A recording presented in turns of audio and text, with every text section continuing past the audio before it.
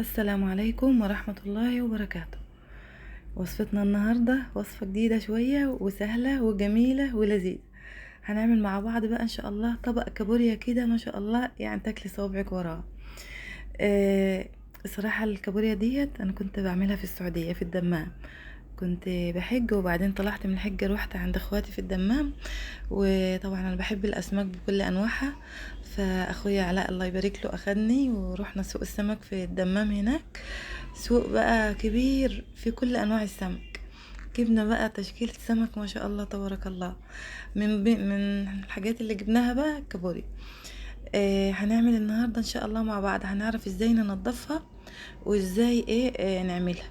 هي طبعا مش صعبة، بس في التنظيف بتعوز بقى ان احنا اول حاجة هنسمي ونصلي على رسول صلى الله عليه وسلم. وزي ما بنقول كل مرة يا ريت تدعموني بلايك وشير واشترك في القناة.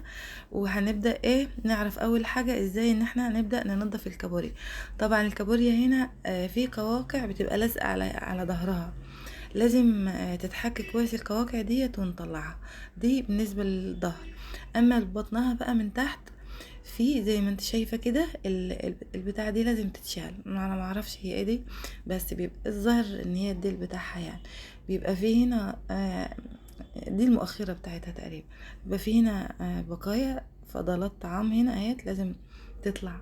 طلعها بسكينة او شوكة او معلقة اي حاجة، المهم ان هي لازم تتشال البتاعة اللي بتبقى هنا ديت وننضف المكان اللي تحت منها. والناحية التانية بقى بقها واسنانها في في الحتة ديت برضو في حاجات كتير كده لازم تشيليها. بس الظهر بتاعها بقى بيبقى لازق فيه قواقع وحاجات لازقة زي ما احنا شايفين كده. قعدت احكها لحد ما طلعتها كلها، يعني مينفعش تستنى. هي هي بتاخد يعني مش متعبة اوي بصراحة في تنظيفها ولا في عمايلها، بس في اكلها حاجة تانية صراحة خيال يعني. دي كانت كمية الكابوريا اللي جبناها، نضفناها كلها بنفس الطريقة وبنفس الشكل وشيلنا كل الحاجات اللي فيها. وطبعا بنقعها بقى في مية وخل وليمون بس. واركنها شوية كده بالخليط ده كله، ونبدأ نصفيها من المية. وبعد كده بقى ندخل على مرحلة التجهيز عشان نحطها على النار. طبعا اثناء ما احنا كنا متفقين ان احنا هنحفظ مع بعض ان شاء الله الاربعين النووية.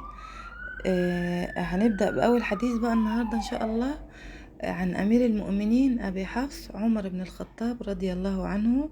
قال: سمعت رسول الله صلى الله عليه وسلم يقول: انما الاعمال بالنيات وانما لكل امرئ ما نوى. فمن كانت هجرته الى الله ورسوله فهجرته الى الله ورسوله. ومن كانت هجرته لدنيا يصيبها او امرأة ينكحها فهجرته الى ما هاجر اليه. ده الحديث الأول في الأربعين النووية. إن شاء الله نحفظه مع بعض.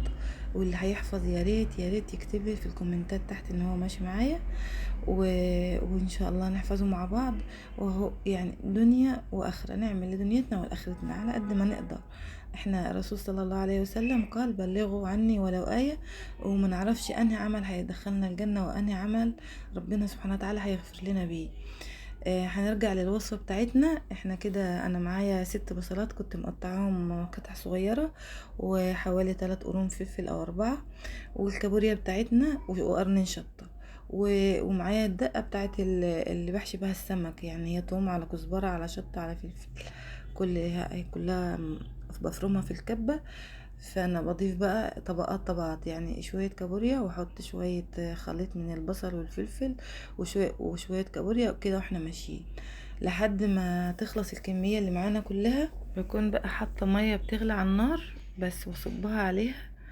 يعني ازودها شوية مية كده بحيث تساعد على السوا بتاعتها وتغلي بيها وهي على النار. واسيبها بقى بتاخد حوالي مثلا ساعة الا ربع كده وهي بتستوي.